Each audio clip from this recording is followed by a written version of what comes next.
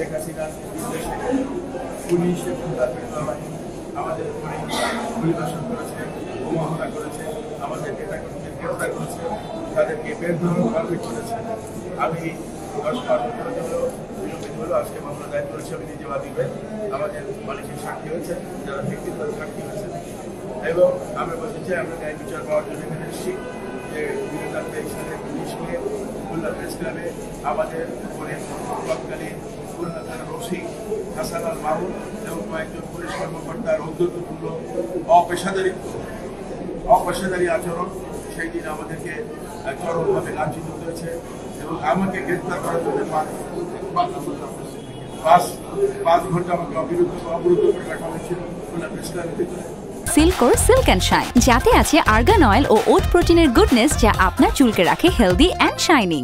এবং 1 নম্বর আসামি শেখ হাসিনা এবং 9 নম্বর আসামি শেখ জুয়েলের নির্দেশে খুলনায় তৎকালীন আমলে খুলনা থানার ওসি সহ কেন্দ্রীয় কর্মকর্তারা যারা উচ্চপদস্থ কর্মকর্তারা ছিলেন তাদের নাম এখানে উল্লেখ করেছি। তারা আমাদের উপরে অকথ্য নির্যাতন চালিয়েছে আর তারই বিচার প্রার্থনা করেছি খুলনা আদালত আজকে এখানে এসে আমরা বিচার প্রার্থনা করার জন্য আইন চিকিৎসা করবে। 2023 তারিখে খুলনা প্রেস ক্লাব এলাকায় বিএনপির একটা স্থায়ী কমিটির সদস্য একটা সমাবেশ হয়। সমাবেশের পারমিশন কেএমপি থেকে নিয়ে আসছিল, সিটিএসপি থেকে নিয়ে আসছিল।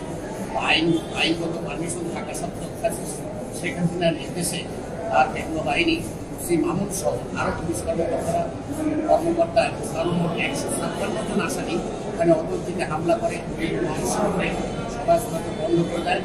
50 জনের অধিক কর্মী সেদিন গুলিবিদ্ধ হয়, আহত হয়, যেটা আন্তর্জাতিক মিডিয়া CNN, আল জাজিরা সহ সমস্ত মাধ্যমে দেখানো হয়।